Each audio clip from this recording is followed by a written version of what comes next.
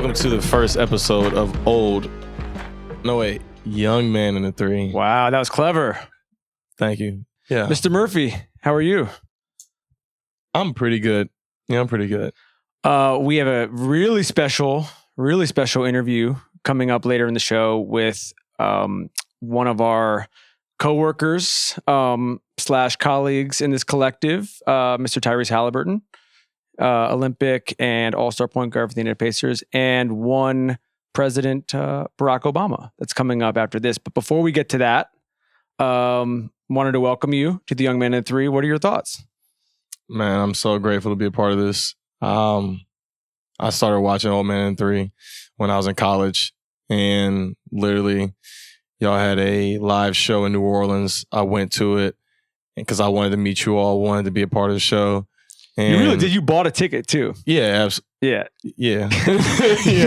Like you didn't tell us you were coming. You just, I didn't. You just pulled up. Yeah, I just pulled up because I said, I need to meet these guys. Like, this is one of my favorite podcasts. And so you guys had me on the show. We started talking. Me and JJ were similar in personalities, and we were just like, this is dope.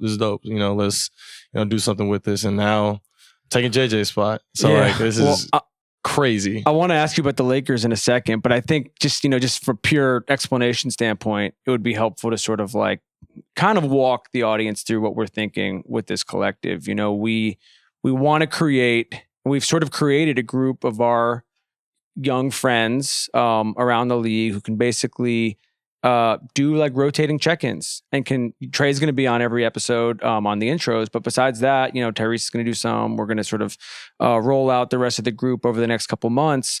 But we want this to be a place that's basically like showing the perspective of the young player in the NBA currently. And I think it's going to be really fun. It's going to be really exciting. This is sort of this first episode is a pretty good example of where we're going. Before we get to some of the stuff with the president, I want to get your Laker thoughts. Well, first off, I've been paying very close attention to the Lakers because they've been, running a lot better offense this year, and I've been paying very, very close attention to their plays. Might have to dissect a few, but another reason why I've been watching the Lakers because one of my best friends, the person I talk to probably every single day, Quincy Oliveri, he's been hooping. He's been hooping in the preseason, and it's so great watching that. I mean, my sophomore year, he was a freshman. I actually hosted him on his visit my freshman year. And then he came into Rice my sophomore year, and literally he was around me all the time because I always stay in the gym and he always stayed in the gym. And so that's how we became really close. And also he's one of the funniest people like on earth. How much did you know about the Steph stuff before with him? I knew a little bit, obviously, because me and him were around each other a lot, but he just loves basketball. Like if he could play for free, he would play for free. Like he's one of those people that's just like what JJ said, one of those sickos that just loves basketball. And, he would talk about Steph because obviously that's one of his favorite players, but he loved a lot of different players. Like he took a lot, like he was a lot like me. He would watch a lot of different guys and try to take little pieces out of their game, but that's just him. Yeah, it's gonna be really fun for us. I mean, both of us have talked obviously to JJ a lot about the iteration of what we're doing.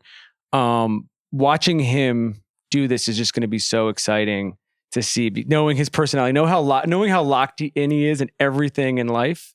And, I've seen it as a business partner. You've seen it as a friend. Yeah. By the time we tape this, Tuesday night will have come and gone, but like, it's going to be pretty fucking crazy to see. No, it's so cool. Like, it's weird because I know everybody in the NBA talk about, my coach, Willie Green, how they were like friends, teammates with him. Like JJ's actually like a friend of mine, and he's a head coach game planning. How we've done pods with everyone. That's the other thing. Like it's weird, like seeing him on the sideline, and it's like I want to crack a joke, but it's like, wait, I'm supposed to hate you right now. Like I'm not supposed to like you. He's gonna be busting your balls too. No, and that's the thing. I'm like, I think that's what I'm more excited about. Is not necessarily like getting buckets on the Lakers, is more so getting buckets on JJ's scheme. Like that's what I'm more excited about. I'm coming to this game, by the way. I don't care. I don't know where I'm at. I'm going to just watch. This dynamic is going to be the first thing to game. watch. You have to be there, bro. You have to. I wanted to say, I wanted to give a little context. We have the president as our first guest. Obviously, Tyrese flew in from Indiana. to come do this. Basically, just as a little bit of a background for this, when before JJ took the job, we were talking to the president of his team about coming on the show. He was a fan of the old show. And basically, once he took the job, he wasn't able to do it. And so we were luckily able to find a date that worked for Ty to come in and go do this. The one thing I would say, and I know you have a great President Obama story. The one thing I would say is I've known as long as, I've followed him and have met him and everything, that I knew that how big of a basketball fan he is. But this dude is locked isn't even the right word. Like he was breaking down the USA defense on Jokic, how they were fronting Jokic in the second half of the semifinals in Paris. And I'm like, okay, this is somebody who could do this for a living. And we get into some of that with him later on in the interview. But it's just this weird moment where you're like, this is Barack Obama. You know what I mean? This is one of the most impactful people in American history, and he's nerding out about basketball. And like I called you right afterwards. He's obviously a fan of your game and watches your game. And he's watched, we talked to a couple of the other guys who sort of are in this group who he shouted out, by name, just like randomly. Like we didn't tell him that they were involved with us or anything like that. And it's just cool. It just was more than anything else. And we get into a lot of the election stuff, and we get into just sort of the importance of November in general. But just like from a pure basketball standpoint, this dude just knows ball. Yeah, I mean, that just made my day, if I'm being honest. And I've had a pretty good day, I must say. We'll get to that. But like I was literally 9 years old at inauguration, one of the coldest inaugurations in history. I think it literally is the coldest inauguration in history. It makes sense. I'll tell you that. I had foot warmers. I had little warmers in my pockets. I think the one mistake that I made was I wore a jean jacket. And you were trying to get a fit off, a 9-year-old trying to get a fit off at a cold ass inauguration where you were trying to impress nobody. I mean, you never know who you'll see, though. True. That's fair. Yeah, thank you. I appreciate that. Plus, I mean, you know me. That sounds like something I would do at 9. I was going to say, it's foreshadows. Yeah, but just thinking about how that little kid idolized Obama, and now Obama's a fan of my game. Like, this is, like, that's how crazy, like, the NBA and, like, basketball can really be sometimes. Yeah, it's pretty wild. So you mentioned it's been a pretty good day for you, and we're going to get to the interview in a second. But can you just kind of crystallize your emotions about signing this? We're taping this on Monday night. The extension was announced today. Crystallize your emotions around the significance in your life. And we know we had dinner with your family earlier tonight. Everyone sort of feels the same way, but where you just are sort of like mentally with all of this. That's a little bit of a sigh of relief. Obviously, this whole summer, I'm not going to act like I wasn't thinking about it. Like the entire summer, I'm thinking about it. You definitely were thinking about it. Yeah, absolutely. And I mean, it was good reason to think about something like that, of that magnitude. But CJ McCollum, he was one of the people that talked to me when I first got my extension earlier this morning. And he said, bro, peace of mind it's almost priceless. Like you won't understand until you get into the game. When you're shooting shots, you're just like, you know what? Like obviously, like you care if you make or miss, but like it just doesn't weigh as heavily on you as, a time when it's a contract year. And so I'm just so thankful to be a part of, the Pelicans organization, thankful for the owners, thankful for the GM, and thankful for all my coaches there. They've been believing in me. And, this is just a token of their belief. And oh man, it's cool, man. It's crazy. We were gonna pop a bottle, but it's game week, so I feel like it's not appropriate. It's not. We don't need to do all that. Maybe later. But, another time. But I was just gonna say, and obviously, I am, but Jason, Richie, our whole crew is obviously so happy for you for this, and I think it's very fitting and significant that this happened the day of sort of our first intro taping for this, because it's kind of like a thesis for what the show is. And we want to be following, basically, we want us as people and just our audience basically to be following this stuff in real time. And this is like a significant moment in your career. It's a significant moment in your life. It's a thing that there's been a lot of stuff already about 8-year-old Trey, 12-year-old Trey, 14-year-old Trey, like the idea of something like this happening back then. You could go to 19-year-old Trey. 19-year-old Trey, that do something like that, and the idea that you would even be in this position, but it's come through work. And it's come through just kind of like grit and determination. And I think it's just really special to sort of be here for this moment for you. Before we get to the interview, because we hit this with the president, and this is a little bit of our season preview with you because it's our first episode. I want your top 5 league pass teams that you're just excited to watch. Maybe honestly not excited to play against because they're a pain in the ass, but just excited to watch. Yeah, no, I was saying I enjoy watching. Probably the first thing that comes to mind is the Pacers. I remember last year there was a game where they played the Hawks in Atlanta. I think it was like 151 and like 149, something like that. And there was no OT. It was just pure shot making. It was a beautiful game to watch. Like I remember even tweeting about it, and I was just like, the league pass junkies are going crazy over this game because this is real good basketball on a Wednesday night. Like, unless you like defense. If you like defense, then don't watch a game. But another team would probably be the Celtics. One, because they just play great basketball. Shoot threes. Shoot a lot of threes. And then Sam Hauser. Your boy. Yeah, that's my guy. So obviously support Sam, like watching him play. Another team would probably be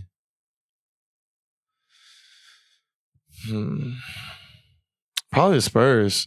Yeah, probably the Spurs. Last year they had, their lumps that they went through the beginning part of the year. And then as the year progressed, they got better and better. Wemby got better. And they just looked like they were finally piecing things together. Obviously, they still didn't make the play-in or anything like that, but they, showed flashes of being like a really good team. And now you add CP to the mix, Harrison Barnes to the mix.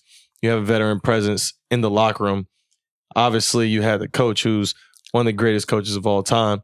But when you have a player that veteran presence is a little different when it comes from them and not just a coach. To see that 2-man game. Oh, it's gonna be nasty. It's just gonna be nasty. Yeah, it's gonna be nasty. I'm not. Yeah, I can't even hate on it. Like I can figure out you're a way gonna to hate on it eventually. I can figure out a way to hate on it. For right now, you're not gonna hate. There's nothing to say. There's nothing to hate on right now. To say. No, absolutely. I would say so. I have 2 more teams, right? 2 more, yeah. Oh, the Suns. Yeah, the Suns. First of all, Katie and Book. Those are 2 of my favorite players ever.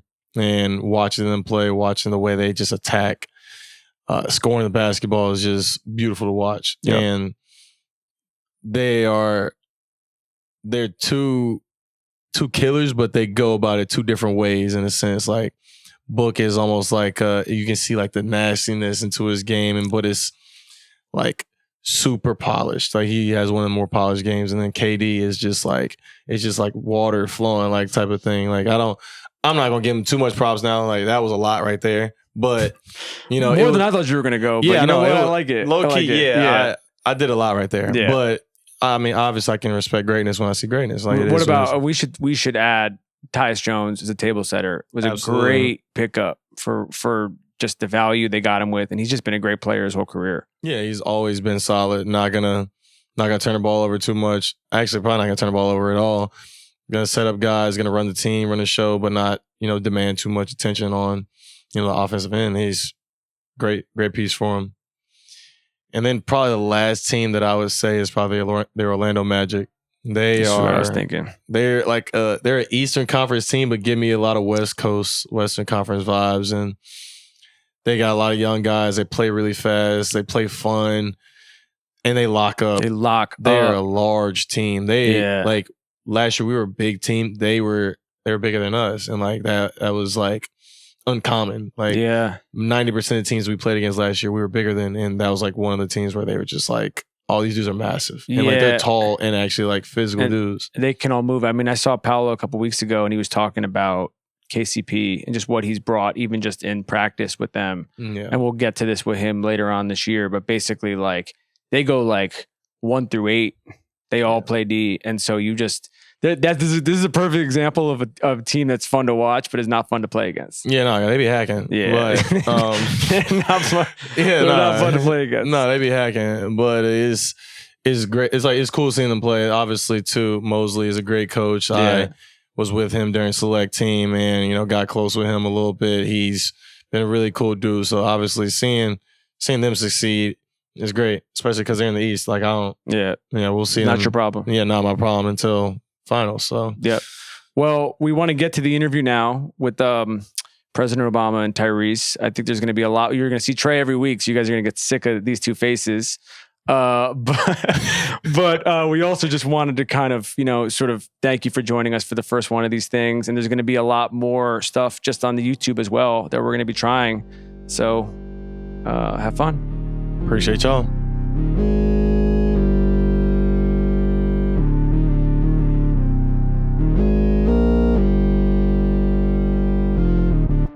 So the last time I saw you was we were in Vegas. It was hot. It was hot. Well, we didn't know you were coming either. My flight was delayed. I was supposed to get there in the afternoon. And we got a call from the pilot who said, it would be better if you land after 7 o'clock because we need to get it from 116 down to 113 to safely land. And, it was scorching, but had good fun. And I begged you guys to, bring home the gold, and you did. So we did do that. I'm proud of you guys. You did great. That. Yeah. Well, they didn't tell us you were coming. Nobody told us. We were expecting to go to a gala. Everybody had dinner planned after. Everybody's like, okay, we're gonna figure out what we're gonna do. And LeBron came to us before, and he said, "Hey guys, I think we're gonna have dinner after this." And everybody's like, "What? What are we talking about?" And you walked. You know what? I probably kept a whole bunch of y'all out of trouble. Yeah. No, honestly, that was a good thing. Because if you had plans in Vegas after that ceremony, who knows what might have happened. True story. You might have been on the front pages. All kinds of stuff. That's probably true. Well, you came in, I got the big dap, but like Mark Few got the Key and Peele, the handshake. Is that you thinking that's like an accurate representation? I got to say that was funny. But here's what happened. Here's what happened. So I'm going down the row, right? A lot of those guys I knew. For sure. And then right before I got to coach Few, it's Steph, it's LeBron. I've been knowing those guys forever. I've had dinner with them, their families. And so then Coach Few I'd never met. And he put out his hand. And so I'm like, all right, I don't know. Is he going to be comfortable if I pull him into a, bro hug? I don't know. So I just shook his hand. Kerr was right afterwards, and Steve I knew. Yeah. But the way it played out, I will say it looked just like that Key and Peele skit. Did you know right away people were going to make the comp? No, I had, it wasn't conscious. But when they ran it side by side, I had to say, all right, y'all caught me on that one. And what were your thoughts the first time you saw that skit? Key and Peele probably did as many funny things around my presidency because they came up right at the same time. Right. And Peele does a pretty good Obama. He exaggerates it, but he's kind of got the voice. And the first time they did Luther, the anger translator, where I'm being all serious and right. Luther's coming up behind me saying, "You," and starts cursing folk out and talking about them.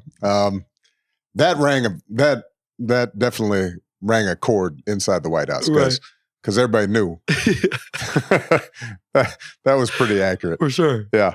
Did you think these guys were done against Serbia? So I have to tell you, Serbia got me nervous. And I guarantee you got the coaches nervous too. Because, look, Jokic is a beast. I mean, he is as smart and effective a player, and he's big, right? So it's not just that he's, kind of a blend of, he's got the vision like Larry Bird, and he's like, Sabonis' dad, the young Sabonis, right? But his dad, played like that. But he's also just a big man, right? So, he can just bang people in, and he's got great hands and touch. And then all their perimeter guys were shooting the lights out, right? So yes, I was I didn't think we were going to lose, but I also thought there was a possibility that we might. And you know, I like what Ant said about Steph. You know, he said, "Glad you decided to show up these last 3 days, right? Because y'all, what Steph." Basically kept y'all in the game in the first half, right? I mean, he finally went off. But look, overall, it's a testimony to how international basketball has just improved year after year after year, and it's tough for you guys to play against teams that are playing together all the time, and nobody doubts that the U.S. has the most talent, but it doesn't have the same, just experience of here's how we're playing together. And I don't know, Ty, how'd you find it in terms of just the style of play? Was that the first time you had played international? I did the FIBA the World Cup the year before. Okay. I mean, I don't know. With this group, I felt comfortable the whole time. Like I really wasn't concerned. And it's funny you say like the possibility to lose that game. I didn't feel that way until the end of the third quarter. Well, that's right.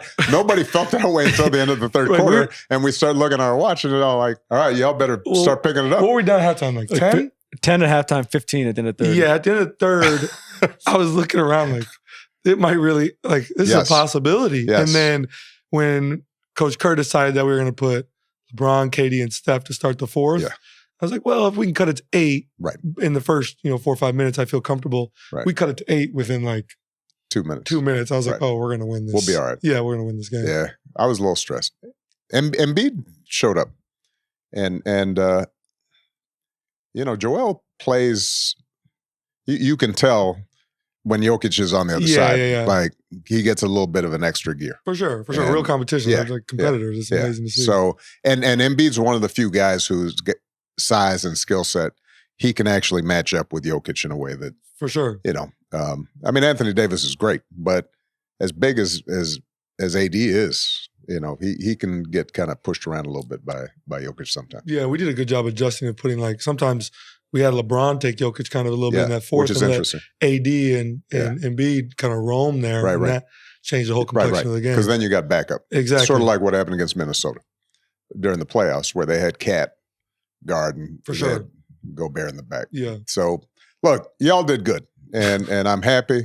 And you did have the best line of the entire Olympics when you flashed it and you said, I'm like in the school project, the group project where somebody else did all the work. I appreciate that. But you still got the A, man. Well, it was kind of like the 8 Mile thought, right? Like I knew when we win this gold medal, they're going to come at me. So if I come at me first, what could you say? You're going to have a whole bunch more. So, that was sort of the swan song for the old heads. So, you figure, wait your turn. You'll be playing for the next 4 or 5 of them. That's the goal. Absolutely. That's great. Looking ahead to this season, do you have a list of your favorite league pass teams, like your 4 or 5 teams that you're going to? I like how the Pacers are playing. Are you only saying that because I'm in front of you? Yes, but also because you guys play with pace and you move the ball around. And look, I if you ask me the teams I enjoyed watching most over the last decade, it's the Warriors, and before that, it was the Spurs. I just like that style of basketball, right? The beautiful game, and the ball's popping, and nobody's just backing up and dribbling the whole time. And you guys are playing that style of ball. Now, you got to pick up that defense a little bit. But we're figuring it out. We're figuring it out. And then, look, there are individual players. I mean, it's hard to take your eyes off Wembanyama when he's on the court. I mean, you're too young to remember when Durant first came in the league, and that was freakish, right? You just hadn't seen somebody that tall with that skill set, and you're definitely not old enough to remember Magic and Bird. Those two guys, people forget how tall Bird was. I mean, Bird was like a legit 6'9", and Magic was 6'9", and those guys are doing things that up until that point big men hadn't done. But to see a guy, he makes the rest of y'all just look tiny. Yeah, it's unbelievable. I mean, and to see his growth curve,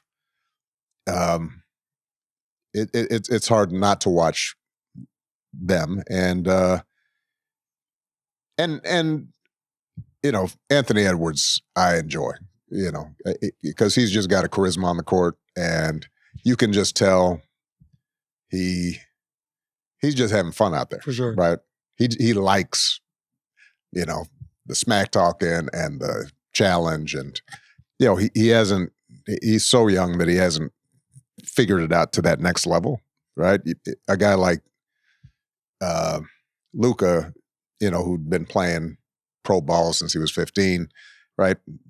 He's seeing the court in a different kind of way than Anthony Edwards is, but over the next few years, what he's going to be doing. And I'm excited to see what Memphis does this year, because those guys got banged up so bad. But Ja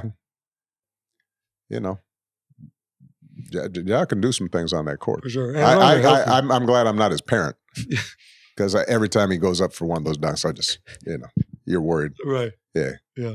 Well, it was funny. We were talking when we went to dinner in Vegas, and LeBron and you guys were talking about your old pickup games back in the White House and stuff like that. Well, yeah, we were talking about for my 49th birthday, because at that time I was still playing pickup regularly, even in the White House, and we had a group of guys.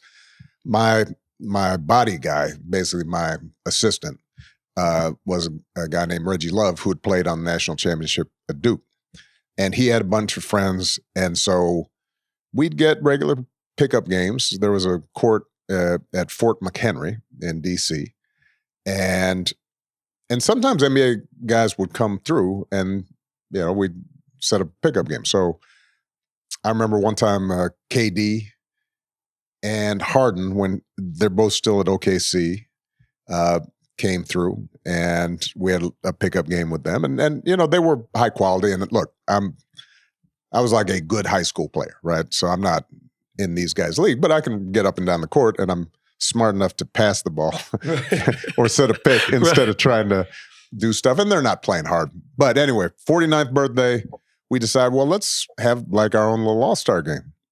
So we set it up sort of as a benefit, because we had a bunch of wounded warriors in the stands so they could watch. And we set it up where we had 3 pros and 2 amateurs on every team. But everybody came. LeBron, D. Wade, Derrick Rose, I think coming off his MVP year, CP3, Pau Gasol, Joakim Noah, Carmelo was there. So, Chauncey Billups, a whole bunch of guys. And Kobe came, but Kobe had just come back from Germany. I don't know, his blood was, he had that blood work. So he couldn't play, but he sat in the stands. Bill Russell showed up. Magic came, and I'm pretty sure this was the last time Magic ever actually played full court basketball, or at least he tried, because we didn't think he was going to play. And he said, "Oh man, I'll." So he puts on a jersey, and he's throwing behind the back passes, but they're kind of going to the bleachers because I don't think he had played for 10 years. But we had a great time, and I got to say, I was. Everybody's playing kind of 3 quarters, although they are playing harder than y'all play in these all-star games. Yeah. I will say that. And so I hit a couple, threes, and I had a little spin move, and I threw a oop to D. Wade. So I was feeling pretty good about myself. And I crossed over CP3, and later I was kind of, somebody was talking a little trash to him. It was like, man, he crossed you up. And he said, oh man, I wouldn't. But I do think I caught him by surprise. So I was feeling pretty good.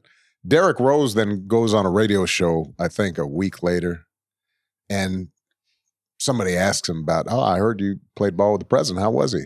He says, actually he was pretty good, but he was really slow. And I'm thinking, dude, I'm 50. and you're the fastest person right. in the NBA. Of course, I seem slow to you, man. He was kind of serious about it. He was all like, yeah, you know, I mean, he didn't have great foot speed. Sorry. Yeah, compared to you, nobody does, man. Come on. Cut the old man a break. Well, he got like what? He just retired. So what, like 15 years from now, you can ask him that. Oh, I'm going to talk to him. I'm going to ask him. Come on, let's have a foot race. Right. So, Did you think guys in the games in general were scared to be physical with you? no. I mean, I remember there was Joakim Noah. We were just in the shoot around, and I teased him a little bit because he had this weird corkscrew shot. And I think he got a little bit salty about it. So when we played his team, I was bringing the ball up the court, and suddenly he started picking me up full court. And he was like defensive player of the year, right? So he's 6'10", and he's got his arms out. You know, he's slapping the floor. And I'm thinking, all right, let me just hand the ball to him because, you know, I'm not getting past him. But generally in our pickup games, people didn't take it easy on me because I would talk about them after I beat them, and then they'd get mad. And I've got proof because in one of the games, pickup games, not this All-Star game, but I got a bow in my lip, and it split it open. I had to have 12 stitches. And I had to speak the next day. So you can see in this is, I think, Thanksgiving weekend. You can see as I'm talking, I got a little caterpillar right on my lip. It's just the stitches were in there. So and the photographer caught a sequence of me getting bowed. I'm on the floor. There's blood all over everybody's standing over me looking. And I had it printed out, and I sent it to the guy who was just some staffer on Capitol Hill. I had it framed, and I signed it to him, to the only guy who ever got away with assaulting the president. Is this public knowledge? Like you can find it? Well, I'm sure he's told that story because I'm sure he's got that thing up. That's just fun fact. Yeah. How hard would you play in these games? Well, I just read the room. It's like the All-Star game. You read the room. It's a precedent that's set. Can I say something, though? Y'all got to have a little more pride in that All-Star game. I mean, look, it's not as if y'all don't play pickup during the summers. Right. So you know how to play in a way that, all right, I'm not going to hurt anybody. I'm not going to take anybody out. But that All-Star game's it's broke, man. Well, I mean, like people just like not running, everybody just trying all kinds of. Well, I'm not. It used to be when Kobe and Michael and Isaiah, those guys were playing, man. I mean, they weren't playing the way they did regular season, but they wanted to win. This sounds like a conversation with my pops right now. He's giving me the same speech. It insults the game. Well, all I said is my first All-Star game, I came off the bench. So I'm just reading the room of what's going on, and I'm just going to adjust to whatever. No, I agree, but everybody needs to be just like, all right. We got to lock in better. Lock in better. Well, we had because you're showing out. This is this is your business. This is your product. You don't want people thinking y'all out there just half-assed. That's a good point. We had a full meeting before last year's All-Star game. And it didn't work. It didn't work. Who came in?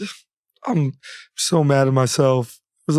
Larry Bird came in there and gave us a speech about taking it more serious. Take it more seriously. Could they change the stakes, though, in a real way? To do something to make it where it's like... I mean, the problem is y'all get paid so much now. Although the in-season tournament turned out better than I expected. Yeah. Right? Where people, the incentive there, but partly because the game counted towards the season. Mm-hmm. But y'all need to do something because we got to figure it out. Because I ain't watching that thing no more. Yeah, I don't rewatch it. Nah. Speaking of intensity, you wrote in your last book about coaching Sasha's team, and you said you had to stop. Can you explain the context of stopping and what you were like as a coach? All right, so I'm in office, right? When we got it to the White House, Malia's 10, Sasha's 7. So Malia starts playing rec league soccer, and Sasha plays rec league basketball. So the next year eighth when she's 8, right? I'm watching with my boy Reggie Love, who played at Duke, and so we're watching the game, and really nice teachers who I think were also parents at the school were coaching. It wasn't clear that they had done a lot of coaching, so they didn't really have plays. Now, look, 8th graders running around, or not even 8th graders, 8-year-olds, right? So 3rd or 4th graders running around. It's never going to be that organized, but we got a little offended that there were no plays. So we started having these Saturday practices where we'd invite them underneath the FBI building. There was a court, and we'd bring them in, and we'd just do basic drills, dribbling, layups, setting a pick. We drew up a few basic plays. And so over time, whenever the regular coaches couldn't coach, I actually coached along with Reggie. We actually coached a couple of games. It was great fun, man. Now, and by the way, the Vipers, which was the name of our team, and I loved that name. The Vipers were tough, and we won. I think 2 years in a row, we won the rec league championship. Oh, okay. And now the scores would be like 20-18. Right? I mean, if you were behind by 4, it was a problem. This is a long road back. It was scary, but in terms of coaching style, yeah, I was pretty low key. I wasn't a yeller, even when I was a fan as a dad. Like I wouldn't be, because I heard like JJ got tossed from one game, didn't he? Yeah, he had to stop. I mean, he didn't stop, but he got tossed from multiple games. Yeah, he's just getting too intense. I wasn't yelling at the refs. I was. Reggie would though. Reggie'd be like, "Hey, come on, you stop! What are you doing?" Because what does happen is at that age, sometimes you do have to yell out, "You have to tie your sneakers." Yeah, right.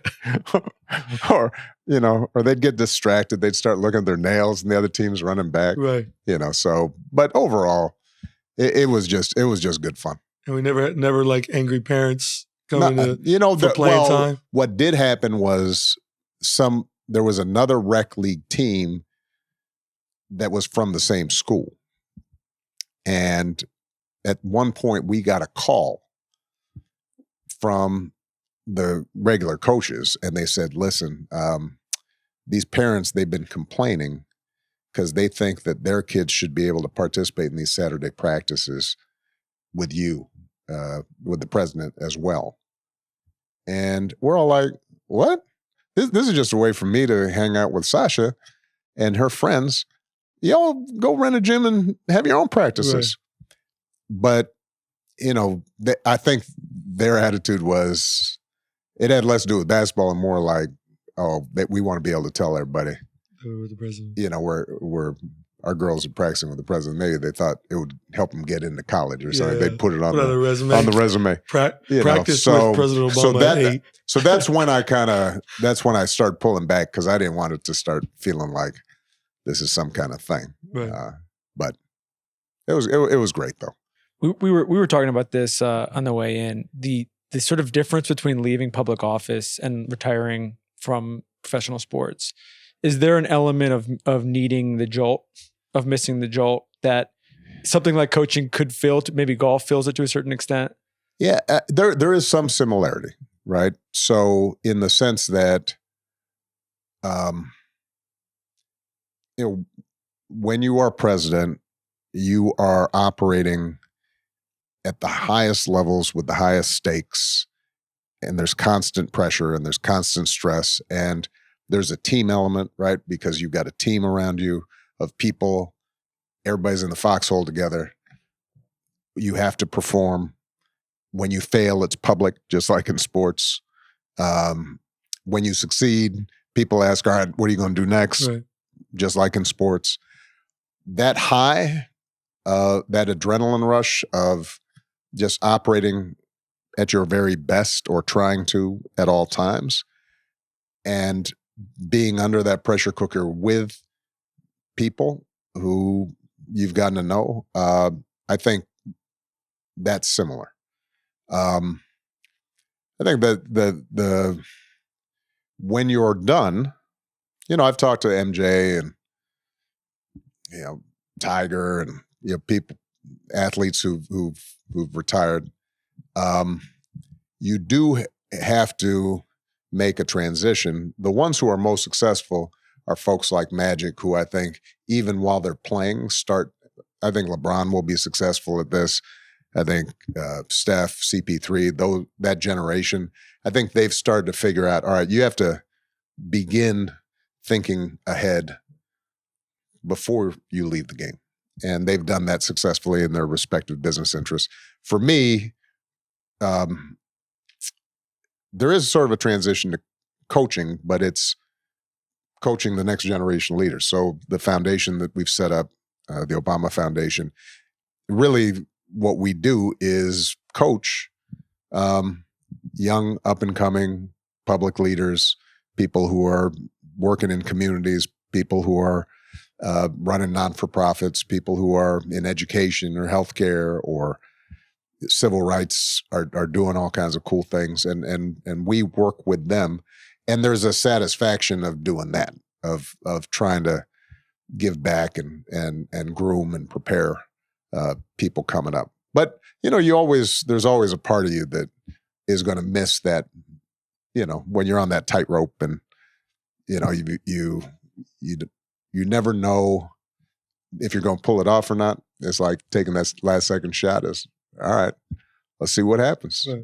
And that intensity is hard to match.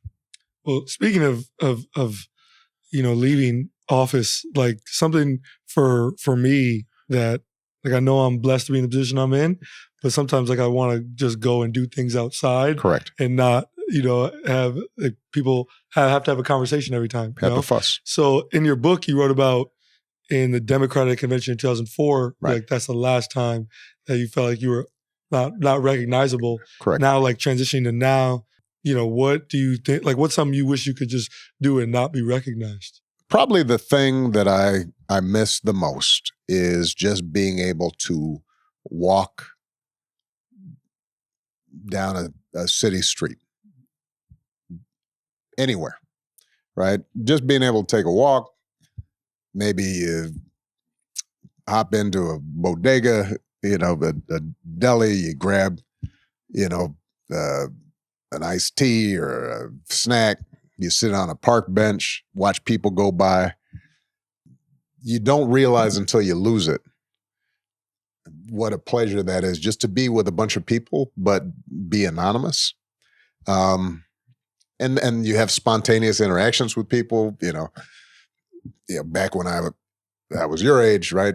You see a cute girl, you start talking, or you see a woman struggling with her groceries, and you go and help her out, and somebody says something funny. Just that kind of interaction where nobody's asking for a selfie, nobody got a bunch of assumptions about you. You're just among people. And that's something that I can't get back. Sometimes we've joked about, well, maybe if we get like some dreadlocks on you, Disguise, like disguise. put a beard and a mustache, and and Michelle jokes, because we do sometimes go out, but we can't linger. So I mean, we go out all the time, but there are times where we'll just take a walk, let's say along the Potomac, but we have to move really quick. And Michelle walks fast, and she tells me, you got to be quiet. You got to be quiet. Don't be making eye contact with people. Because what is true is my voice is recognizable. And so it's not just, even if I was wearing a hoodie, if they hear, hey, how you doing? All right. It's like, eyes will kind of turn toward you and they'll start thinking, is that Obama? Right. So look, I will say this. I remember talking to Bruce Springsteen about this, who'd been famous a lot longer than I had been. And, I was like, man, I miss just, being able to walk around and not be noticed. And he says, Barack, let me tell you, that's the price you pay for living your dreams, which is the right perspective. It's like, that's a high-class problem to have. Sure. But it must be even hard for you because, you sticking out What's hard for me? like you can't, because you can't hide. I mean, We're saying it's harder for him in New York now. In the last 3 New York months, is an interesting place now. That's interesting. After the playoffs. Yeah. Because I used to, we go to New York, we go to dinner every time I'm in New York, and usually But now people talk about you. Now, you feel the eyes, you Yeah. can hear conversations. Like- We just want to get out of there. Yeah. Are they nice to you? Or No. They treat you like Reggie Miller. Yeah. At that level at this point. Yeah. Well, you got a little spicy. I saw you. You're not at Reggie Miller level, but you were definitely. He's encouraging me to get to that Oh, level. I know wants he me to get has. to that level. I know he is. Absolutely. But that's the great thing about sports, man. I mean, those battles, between the Knicks and Indiana, those were the best. Yeah. Yeah. what do you think for our audience, really for the NBA audience overall, in terms of the stakes of the election, the stakes of November? What do you want them to know? So, look, I don't think it's any secret that I think Donald Trump is not somebody who is going to work hard on behalf of ordinary people. I think his agenda is basically about himself and his status, his ego, his self-promotion. But more than that, I think that we're at one of these moments where we've got to kind of decide who are we as a country.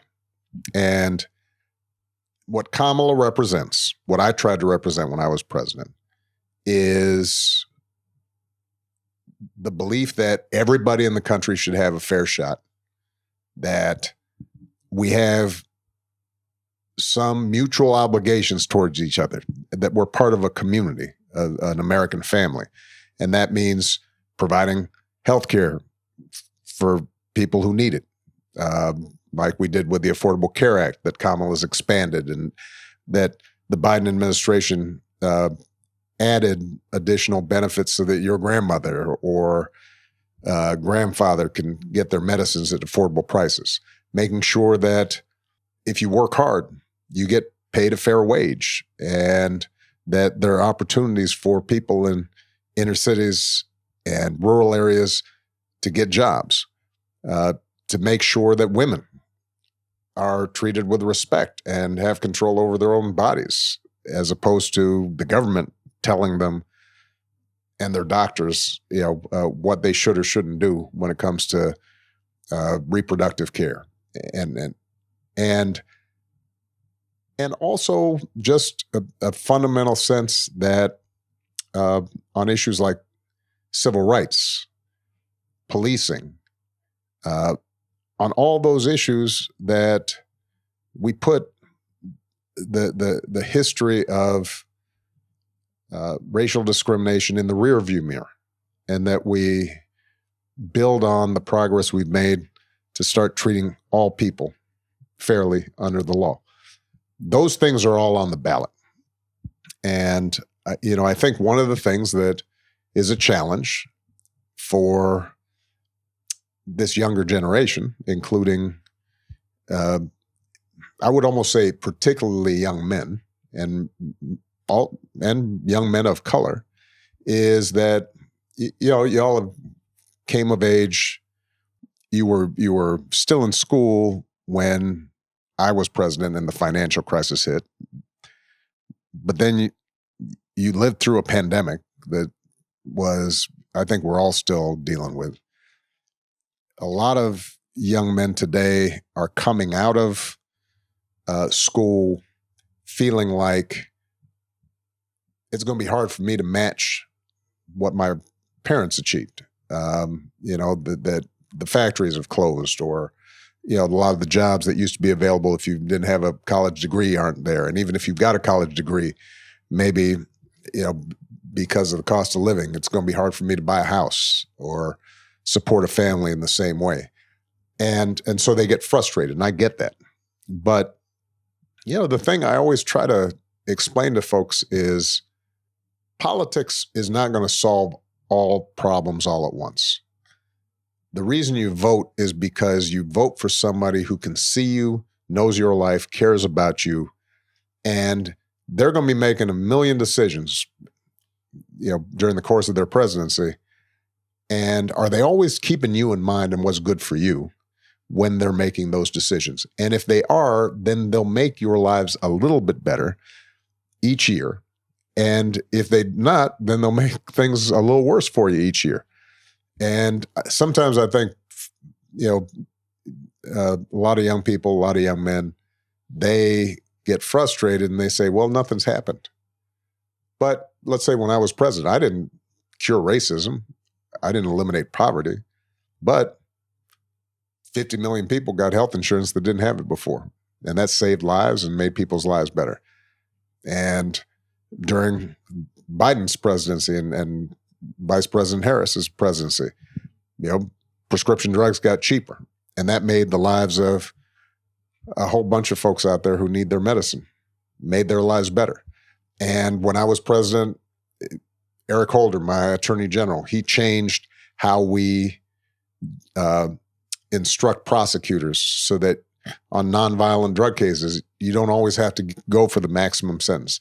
Think about what's proportional. And as a consequence, during my presidency, crime went down and the number of people who were in federal prisons also went down at the same time. It didn't solve criminal bias or racial bias in the criminal justice system, but it made it better.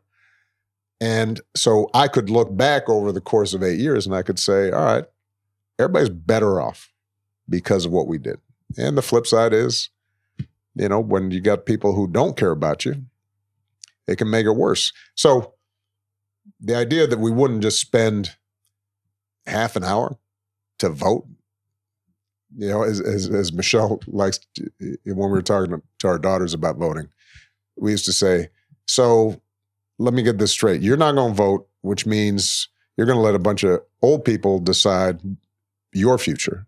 You wouldn't do that about your music. You wouldn't do that about your clothes, but you're going to let them decide what your future, your potential careers, what the environment's going to look like. You're going to let them decide that, and you're just going to opt out. That doesn't make any sense. And that, I think, is the main message that I have for folks. It's not that hard to vote. And, people vote for All-Star Weekend. People vote on everything. They're voting on American Idol. You can vote to decide who's going to represent you in our country. For sure. Well, I think staying on that context of the election, I think what's important to me is what would be your advice to the younger generation for staying optimistic and just, staying positive about what our future is? Well, I think, look, there are a couple of things I think that are going on right now. So many of you live in this social media bubble. And I know a lot of the players, your age, and even some of the older guys like, KD, they're looking nonstop at the comments. I don't always think that's good for your mental health. I do think that a lot of times the negative is what gets clicks and what gets attention as opposed to the positive. And so you start feeling, I think, hopeless if you're doom scrolling, right, over a couple hours, just all the bad stuff that's happening. Part of what I try to remind young people is that progress usually happens slowly, but it is meaningful. It adds up. So I'm sitting here now, and obviously, I don't know, I'm close to your pop's age. I don't know. Yeah, he's 67. I'm 60. Yeah, okay. So I'm 4 years younger than him. But when I was born in 61, the South was basically still under Jim Crow. When I was 7 years old, the Supreme Court finally ruled that it was illegal for states to prohibit people of different races from marrying. I mean, when you think about the changes I've witnessed in my lifetime, and I'm not ancient, it gives you a sense of how much progress has been made, even when we still have so much more to go. I mean, you think about just the NBA. I mean, Bill Russell, who I got a chance to know and became a friend, and who was an activist. I mean, he was out there at a time when it was hard being out there. But when he came into the league, into the NBA, black players would still be barred if they were playing in certain venues in certain cities from staying in the hotel with white players.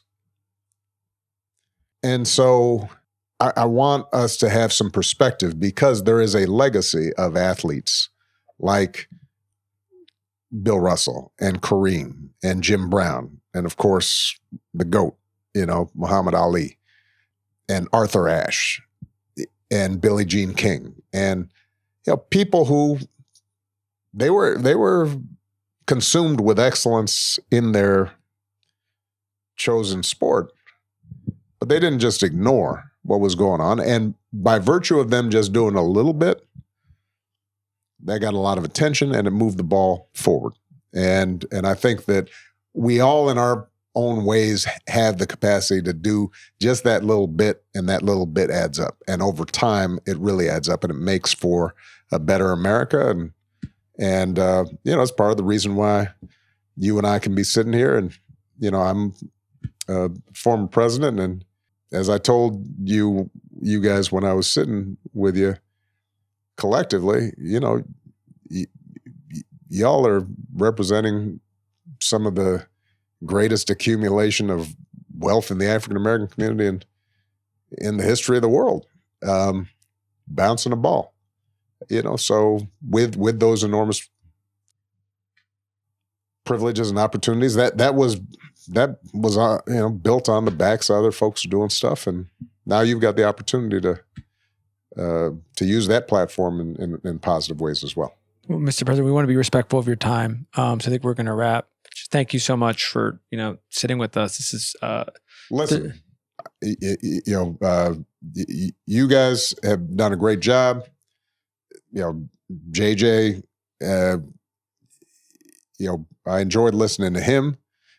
I'm glad you guys changed the name to the young man rather than the old man, appropriately so. And I'm looking forward to you guys talking hoops, and hopefully a few other things as well in the year to come. Yeah, appreciate it. All right, thank you so much. Appreciate you guys.